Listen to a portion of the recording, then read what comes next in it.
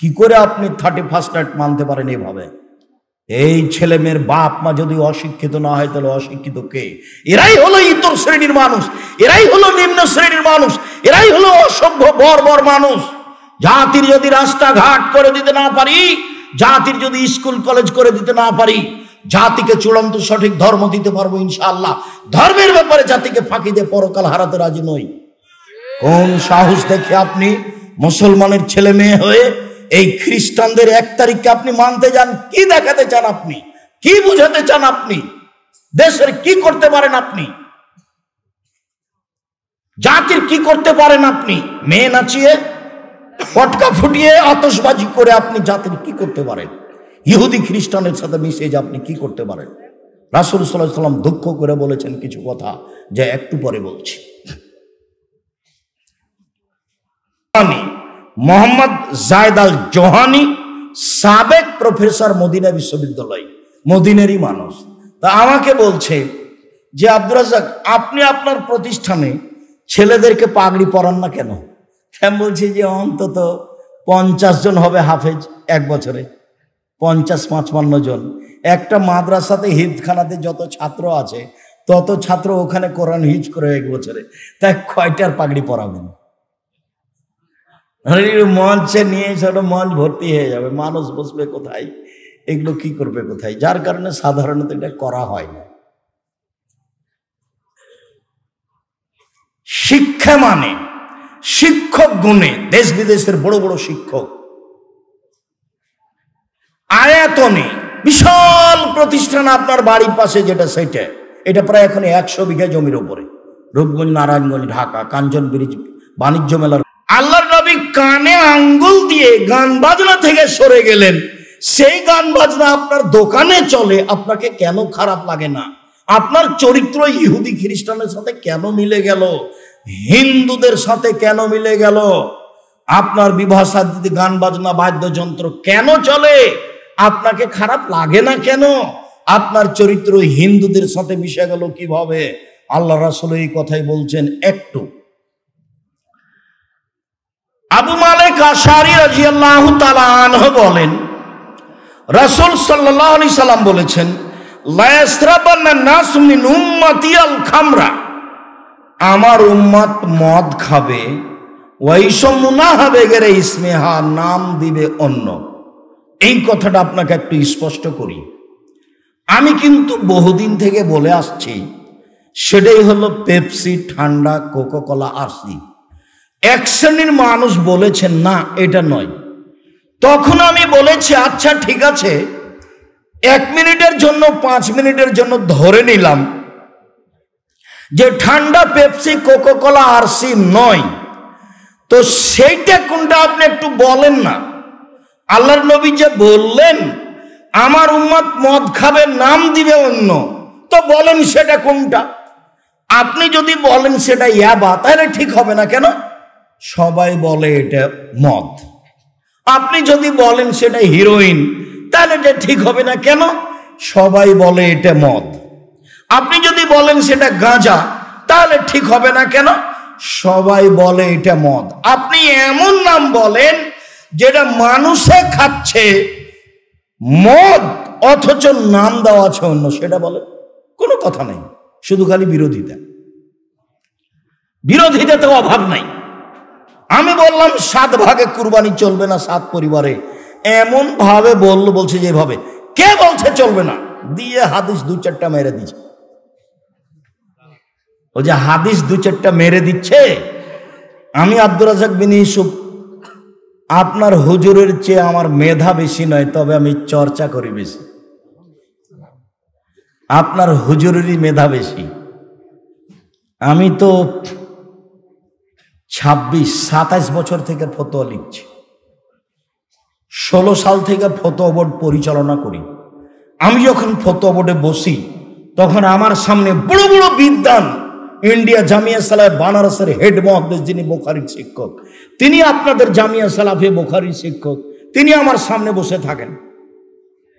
যারা মেধায় আহলে হাদিসের সর্বোচ্চ, জামিয়া সালাফে বানারস থেকে মদিনায় গেছেন, মদিনায় উচ্চ ডিগ্রি অর্জন করে এসেছেন, তারা আমার সামনে বসে থাকেন।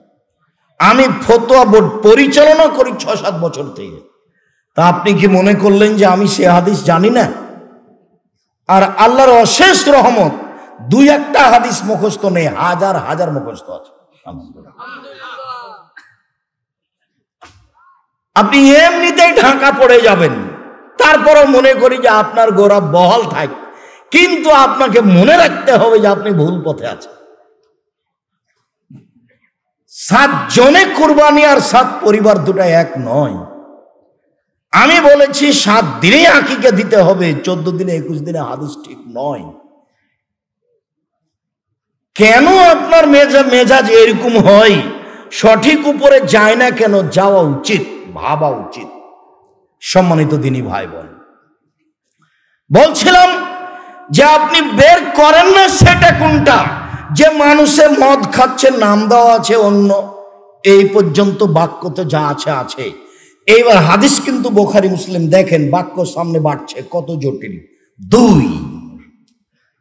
ইউযাফু বিল মাসিফাল মুগান্নিয়াত, এই সময়ে নেতাদের, বিত্তশালীদের, শিল্পপতিদের সম্মান করা হবে নারী দিয়ে, গায়িকা দিয়ে, গান বাজনা দিয়ে, গান বাজনা বাদ্যযন্ত্র দিয়ে, গায়িকা দিয়ে এদের সম্মান করা হবে। এটা হলো 2 নম্বর বাক্য এই হাদিসের। সামনের গুলো আরো জটিল। 3 নম্বর বাক্য, ইয়াকসুফুল্লাহু বিহিমুল আরজা, এদের উপরে ভূমিকম্প হবে, এদের উপরে ভূমিকম্প হবে। 4 ওয়াইজালু মিনহুমুল কিরদাতা ওয়াল খানাজির, আল্লাহ এদের করে দিবেন সুর, আল্লাহ এদের করে দিবেন বানর, আল্লাহ এদের করে দিবেন শুকুর, আল্লাহ এদের করে দিবেন বানর। স্বাভাবিক নয়।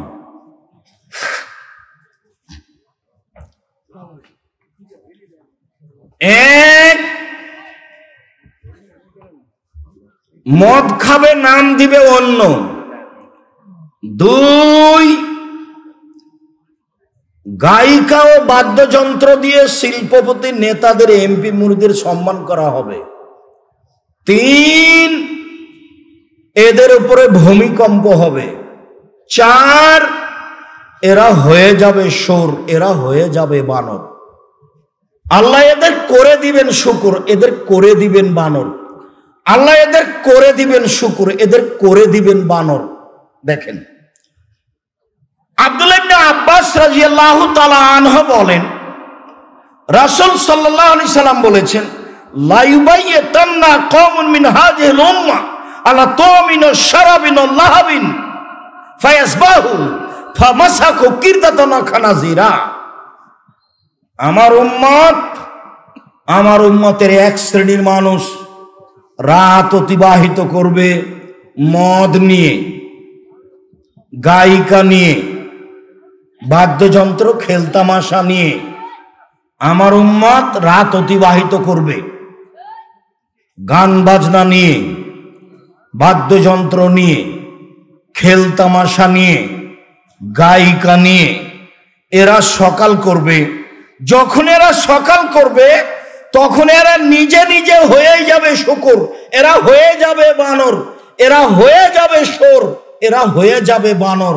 আল্লাহর নবী বলছেন, আল্লাহ ওদের করে দিবেন শুকুর, আল্লাহ ওদের করে দিবেন বানর। মনে রাখবেন, এই ছেলে, কারো গায়ের উপরে হাত দিয়ে থাকবে না, রেডি হও। এমন কোন পাপ নাই দুনিয়াতে যেই পাপের পরিণাম সুর হয়ে যাওয়া। দুনিয়াতে জেনা নয়, চুরি নয়, ডাকাতি নয়, সুদ নয়, ঘুষ নয়, মানুষ হত্যা নয়, অথচ মানুষ হত্যা মহাপাপ। আল্লাহ বলছেন, কেউ যদি একজন মুসলমানকে হত্যা করে, সারা পৃথিবীর মানুষকে হত্যা করলো।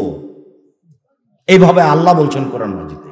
এরপরেও যদি মানুষ মানুষকে হত্যা করে অন্যায় ভাবে, ফলাফলেও শুকর হয়ে যাবে, এই কথা আল্লাহ নবী বলেননি। কথা বুঝাতে পারিনি মনে হয়। গান বাজনা বাদ্যযন্ত্রে লিপ্ত হলে, খেলতামাশায় লিপ্ত হলে ও হয়ে যাবে শুকর, ও হয়ে যাবে বানর। কি করে আপনি 31st নাইট মানতে পারেন? এইভাবে এই ছেলে মেয়ের বাপ মা যদি অশিক্ষিত না হয় তাহলে অশিক্ষিত কে? এরাই হলো ইতর শ্রেণীর মানুষ, এরাই হলো নিম্ন শ্রেণীর মানুষ, এরাই হলো অসভ্য বর্বর মানুষ। জাতির যদি রাস্তাঘাট করে দিতে না পারি, জাতির যদি স্কুল কলেজ করে দিতে না পারি, জাতিকে চূড়ান্ত সঠিক ধর্ম দিতে পারবো ইনশাআল্লাহ। ধর্মের ব্যাপারে জাতিকে ফাঁকি দিয়ে পরকাল হারাতে রাজি নই।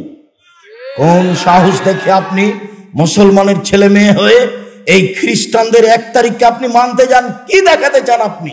কি বুঝাতে চান আপনি? দেশের কি করতে পারেন আপনি?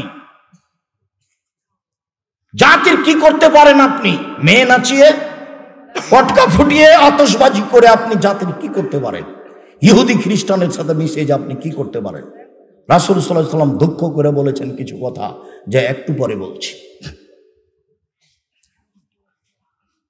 আনাস রাদিয়াল্লাহু তাআলা আনহু বলেন, রাসূল সাল্লাল্লাহু আলাইহি সাল্লাম বলেছেন, একুনু মিন বাদি ফি হাযিহিল উম্মাহ খাসফুন ওয়া মাসখুন ওয়া কাযফুন। আমার উম্মতে ভূমিকম্প হবে, আকার আকৃতি পরিবর্তন হবে, সমস্যা নেমে আসবে। 3টি পাপের কারণে 3টে বিপদ নেমে আসবে। 3টি পাপের কারণে 3টে বিপদ নেমে আসবে। বিপদ 1, ভূমিকম্প হবে। বিপদ 2, সন্ধ্যায় থাকবে মানুষ, সকালে হবে শুকুর। সন্ধ্যায় থাকবে মানুষ, সকালে হবে বানর। একবারে হুবাহু বানর হয়ে যাবে, হুবাহু শুকুর হয়ে যাবে, শোর হয়ে যাবে। যারা গান বাজনা, খেলতামাশা, বাদ্যযন্ত্রে মত্ত আছে, যারা নাচ গানে মত্ত আছে, তারাই। সব হাদিস একই রকম।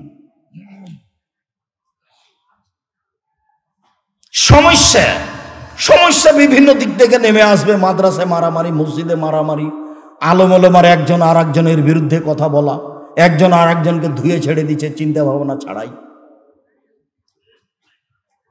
সমস্যা নেমে আসবে। জমির দাম যা, রেস্ট্রি খরচও প্রায় তাই। সমস্যা নেমে আসবে।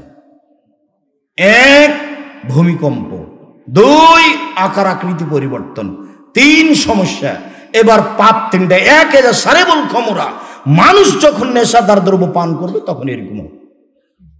2, জাহারাতিল কায়নাত, মেয়েরা যখন নাচবে। সব মোবাইলে মেয়ে নাচে, প্রায় সব দোকানে মেয়ে নাচে, প্রায় সব বাড়িতে মেয়ে নাচে, যেটা আপনি রাত দিন দেখছেন। 3, অজারাবুল মাজিব, যেদিন তারা বাদ্যযন্ত্রে লিপ্ত হবে, গান বাজনায় লিপ্ত হবে, সেদিন এই 3টে বিপদ নেমে আসবে। স্বাভাবিক। চলেন এবার রাসূল সাল্লাল্লাহু আলাইহি সাল্লাম দুঃখ করে, আফসোস করে যেগুলো কথা বলেছেন সেগুলোতে যাই। সাওবান মাওলা রাসূলুল্লাহ সাল্লাল্লাহু আলাইহি সাল্লাম, সাওবান রাদিয়াল্লাহু তাআলা আনহু বলেন, আল্লাহর নবী বলেছেন, ইন্না মিম্মা তাখাওয়াফা লা উম্মতি, আমার উম্মতের উপরে আমি যেসব বিষয়ে আশঙ্কা ভয় করি, আমার উম্মতের উপরে যেসব আমি আশঙ্কা ভয় করি, আমার উম্মত সব পাপে লিপ্ত হবে। 1, আইম্মাতাম মুজিল্লিন, ভ্রান্ত হুজুর ধর্ম বিক্রি করে খাবে। শুনুন, কোরআন মাজিদ খুলে আয়াত দেখাচ্ছে, এ দেখেন আল্লাহ বলছেন ভোট দিতে হবে, এভাবে বলছে। কোরআন মাজিদ খুলে দেখাচ্ছে যে আল্লাহ বলছেন মিলাদ করতে হবে। কোরআন মাজিদ খুলে দেখাচ্ছে হুজুর। আল্লাহ নবী বলছেন, জাতির উপরে আমি আশঙ্কা করে গেলাম যেগুলো ঘটবে। 1, ভ্রান্ত হুজুর। উমর রাদিয়াল্লাহু তাআলা আনহু যদি আজকে বেঁচে থাকতেন, তাহলে বাংলাদেশের শতকরা 95 জন বক্তার আজীবন জেল হতো, কেউ বাইরে থাকতে পারত না। বক্তৃতা করা তো বহু দূরের কথা।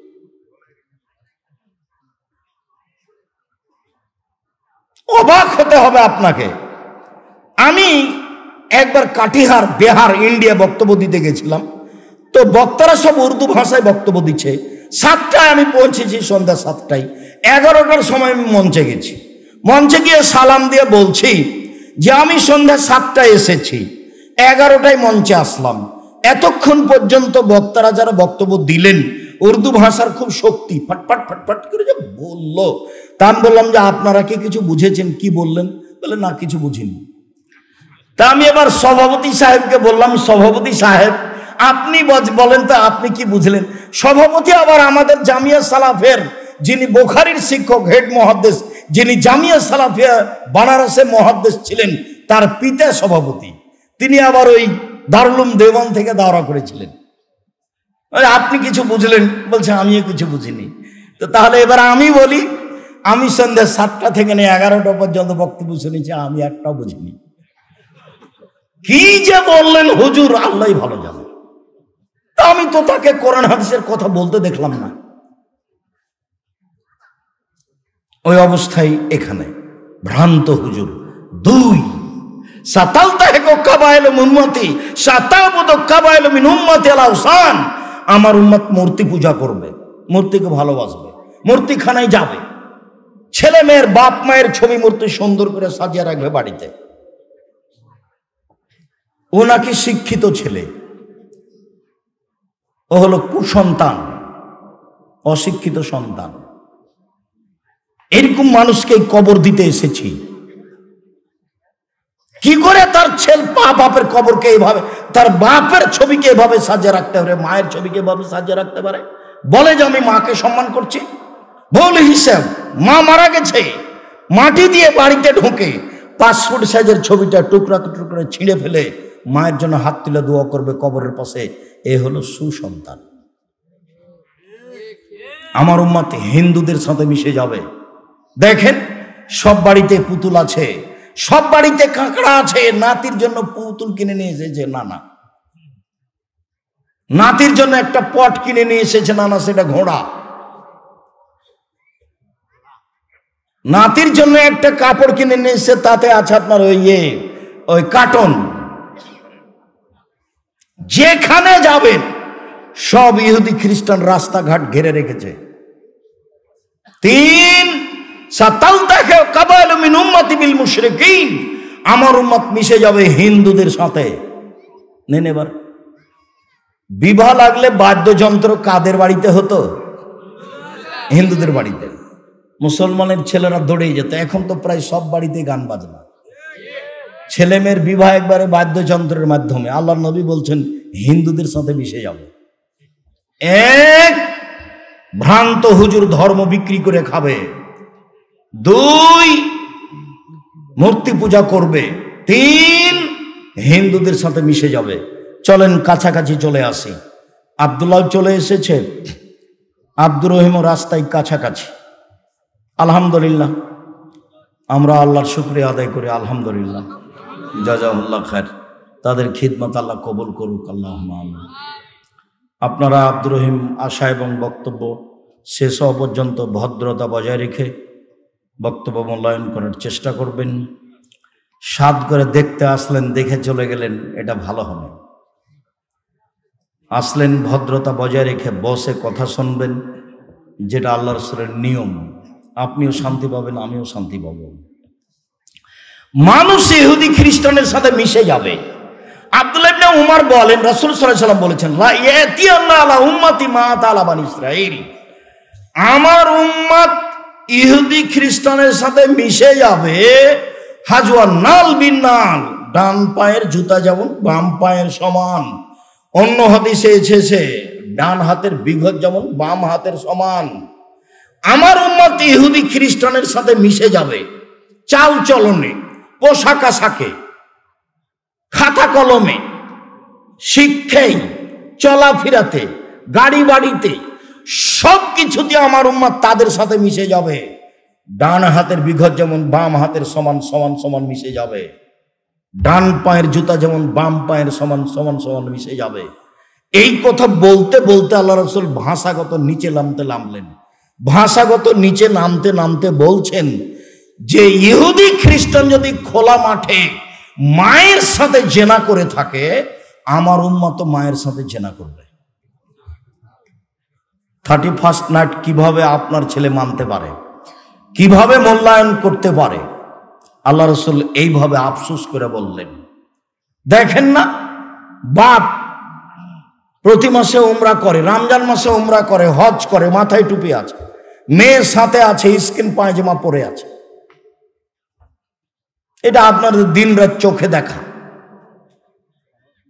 দিন রাত রাস্তাঘাটে, অফিস আদালতে, কোর্ট কাচারিতে, শহরে এগুলো দেখছেন। আল্লাহ রাসূল সাল্লাল্লাহু আলাইহি ওয়াসাল্লাম এগুলো আফসোস করে বলেছেন। আচ্ছা, জেনা চুরির চেয়ে বড় বড় পাপ আছে, তো বারবার এ দুটাই বলছেন কেন? আবু যার গিফারি বারবার আল্লাহর নবী এ দুটাই বলছেন কেন? এর চেয়ে বড় পাপ হলো শিরক। পৃথিবীর দ্বিতীয় বড় পাপ হলো বাপ মায়ের অবাধ্য চলা। পৃথিবীর তৃতীয় বড় পাপ হলো মিথ্যা সাক্ষী। বড় পাপ হলো মানুষকে হত্যা করা। বড় পাপ হলো সুদ খাওয়া। তো বড় পাপ এ দুটাও তো সিরিয়ালে এটা 3-4 নয়, সিরিয়ালে এটা 5-6 আছে। তো কেন আল্লাহর নবী বারবার বলছেন জেনার চুরি? মনে রাখবেন, জেনা চুরি দিয়ে সমাজ যত নষ্ট হয়, সমাজ যত ক্ষতিগ্রস্ত হয়, এই দুটার মাধ্যমে মানুষ যত অপমান হয়, পৃথিবীতে আর কোনো পাপ দিয়ে মানুষ তত অপমান হয় না। মানুষ দিন রাত শিরক করছে, দিন রাত। আর বাংলাদেশে তো ভিন্ন ধরনের শিরক।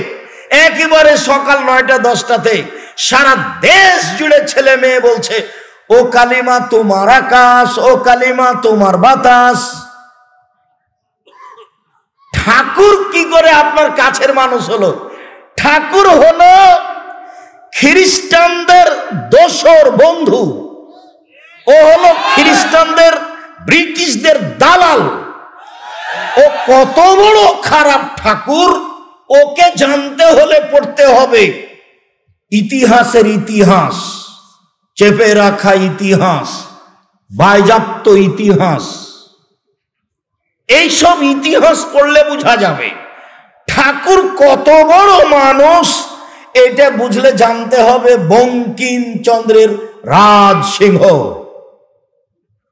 তাহলে বোঝা যাবে ঠাকুর কত বড় শয়তান। ঠাকুর বাংলাদেশের জন্য কত বড় শত্রু। ঠাকুর ঢাকা বিশ্ববিদ্যালয়ের জন্য কত বড় শত্রু। ঠাকুর বাংলা ভাষার ব্যাপারে কত বড় শত্রু। এরপরেও ঠাকুর যতবার বলে, ও কালিমা তোমার আকাশ, ও কালিমা তোমার বাতাস, তোমার আকাশ তোমার বাতাস। আমি বলেছি 1971 সাল থেকে নিয়ে আজ পর্যন্ত বাংলাদেশে কোনো শিক্ষিত মানুষ শিক্ষামন্ত্রী হয়নি। নলে ঠাকুরের এই গান জাতির কাছে আসতে পারে কি করে? আমি বলেছি তোর বাপের আকাশ, আজ থেকে নিয়ে 30 বছর আগে বলেছি। ঠাকুরের মান সম্মানের হানি হয়েছে, তাই আমার বিরুদ্ধে মামলা হয়েছে সিলেট কোর্টে 5,000 কোটি টাকা। ঠাকুরের সম্মানের হানি হয়েছে, তাই মুসলমানের বাচ্চা, নিম্ন শ্রেণীর মানুষ, অশিক্ষিত এরা, বর্বর এরা আমার বিরুদ্ধে মামলা করে সুনামগঞ্জ সিলেটে 1,000 কোটি টাকা। কেন? ঠাকুরের মানের সম্মানের হানি হয়েছে। আমি বলেছি তোর বাপের আকাশ। আর এসব মুসলমানের ছেলে নির্দ্বিধায় স্কুলে গিয়ে বলছে তোমার আকাশ, ওমা তোমার আকাশ, ওমা তোমার বাতাস। আমি কোনোদিন বলিনি, আমার ছেলে মেয়ে বলে না। জাতির যদি রাস্তাঘাট করে দিতে না পারি, জাতির যদি স্কুল কলেজ করে দিতে না পারি, জাতিকে চূড়ান্ত সঠিক ধর্ম দিতে পারবো ইনশাআল্লাহ। ধর্মের ব্যাপারে জাতিকে ফাঁকি দিয়ে পরকাল হারাতে রাজি নই। ঠাকুর বন্ধু নয়, ঠাকুর বন্ধু নয়। ভারতের যারা সবচেয়ে মুসলমানের বড় বড় শত্রু, তার শীর্ষ স্থানে আছে ঠাকুর। ঠাকুরের গান আপনার কাছে প্রিয় হয় কি করে? আপনি আবার কি করে শিক্ষিত মানুষ হলেন এটা আমি বুঝিনি। আপনাকে যদি আমি অশিক্ষিত প্রমাণ করতে না পারি, আমি বাংলার বাড়িতে বক্তব্য দেব না। শুনুন, শিরক মহাপাপ, এরপরে সিরিয়ালে আসলো না। এই দুটা বারবার বলছেন আল্লাহর নবী। বাপ মায়ের অবাধ্য চলা মহাপাপ, তারপরে সিরিয়ালে আসলো না। বারবার আল্লাহ নবী এই কথা বলছেন। মিথ্যে সাক্ষী দেওয়া মহাপাপ, এরপর আল্লাহ রাসূল সিরিয়ালে এই দুটাই বলছেন। এই দুটাতে সামাজিক ভাবে মানুষ যত অপমান হয়, আর কোনো কিছুতে মানুষ তত অপমান হয় না। চোর যখন ধরা পড়ে তখন চোর চোরকে মারে, জেনার লোক যখন ধরা পড়ে তো আর একজন জেনাকার বলে যে শয়তানকে পিঠা মারো। এই দুটা পাপ। বাপ মায়ের অবাধ চলছে, দিন রাত করছে, সমস্যা নেই। শিরক করছে ছেলে মেয়ে নারী পুরুষ, একবারে বাংলাদেশের মাটিতে হন্যে হয়ে শিরক করছে, বেহিসাব নির্দ্বিধায় ভালো মনে করে করছে। এটা তো আমার কুমিল্লা মানে নোয়াখালীর পাশে আছে, এটা স্বাভাবিক। এদের কাছে শিরক স্বাভাবিক, শিরক কোনো পাপ নয়। সম্মানিত দিনী ভাই বোন, বলছিলাম গান বাজনা বাদ্যযন্ত্র খেলতামাশা ভিন্ন ধরনের পাপ। আলোচনা যত শেষের দিকে যাবে পরিবেশ তত কঠিন হবে, আপনি খেয়াল করবেন। নাফে রাদিয়াল্লাহু তাআলা আনহু বলেন, আব্দুল্লাহ ইবনে উমর একদা বললেন, গান বাজনা বাদ্যযন্ত্র শুনে ফাওয়াজা ইসবাইহি ফি উজনাইহি, আব্দুল্লাহ ইবনে উমর কানের ভিতরে হাত ঢুকিয়ে দিলেন। ফানানাত তারিকে, রাস্তা থেকে দূরে সরে গেলেন। রাস্তা থেকে দূরে সরে গিয়ে আমাকে বলছেন, নাফে হল তাসবু শায়ান, তুমি কি এখন বাদ্যযন্ত্র খেলতামাশা কিছু শুনতে পাচ্ছ? আমি বললাম জি না। আমি যখন না বললাম তখন তিনি ফারাফা ইসবাইহি মিন উজনাইহি, তার দুই কান থেকে তিনি আঙ্গুল সরিয়ে নিলেন। সরিয়ে নিয়ে বলছেন, নাফে শুনো, একদা আমি নবীর সাথে ছিলাম, কুনতু মান নবী সাল্লাল্লাহু আলাইহি সাল্লাম, একদা আমি নবীর সাথে ছিলাম। ফাসামিআ মিসলা যালিক ও সানা মিসলা যালিক, তিনি এইরকমই বাদ্যযন্ত্র শুনেছিলেন, তারপরে কানে আঙ্গুল ঢুকিয়ে দিয়েছিলেন। তারপর ওখান থেকে সরে গিয়ে বললেন, আব্দুল্লাহ ইবনে উমর, তুমি কি বাদ্যযন্ত্র শুনতে পাচ্ছ? আমি বললাম জি না। তখন তিনি তার কান থেকে আঙ্গুল সরিয়ে নিলেন। বলেন, আপনার ছেলের কানে ইয়ারফোন লাগা আছে, তখনও নাকি আপনি শিক্ষিত মানুষ। আপনার ছেলে 31st নাইট আনন্দ সহকারে পালন করছে, তখনও না আপনি নাকি শিক্ষিত মানুষ। জি না, এরাই হচ্ছে ইতর শ্রেণীর মানুষ, এরাই হচ্ছে 3rd মানুষ, এরাই হচ্ছে বর্বর অসভ্য মানুষ। ভৌলি হিসাব, বরং তাই নয়, এরা কুকুর শ্রীগারের চেয়ে খারাপ, এরা পশু প্রাণীর চেয়ে খারাপ। আমি এ কথা বলিনি। আল্লাহ বলেন, বুঝেও বুঝে না ওরা অন্তর আছে, বুঝে না, দেখেও দেখে না ওরা চক্ষু আছে, দেখে না, শুনেও শোনে না ওরা কান আছে, শোনে না। উলাইকা কালানাম, তারা পশু প্রাণীর মতো, তারা গরু ছাগলের মতো, তারা কুকুর শ্রীগারের মতো, ভালো মজাল, বরং তার চেয়ে খারাপ। এ কথা আমি বলিনি, এ কথা আল্লাহ তাআলা বলেন। সম্মানিত দিনী ভাই বোন, এই ছেলে বসো।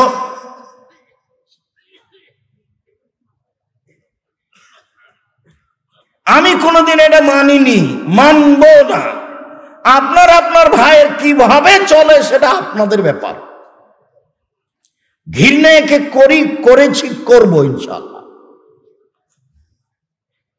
সম্মানিত দিনী ভাই বোন, যদিও আমি চেষ্টা করছি জাতিগতভাবে একে উপেক্ষা করা, একে উৎখাত করা, জাতির কাছ থেকে চেষ্টা চালিয়ে যাচ্ছে।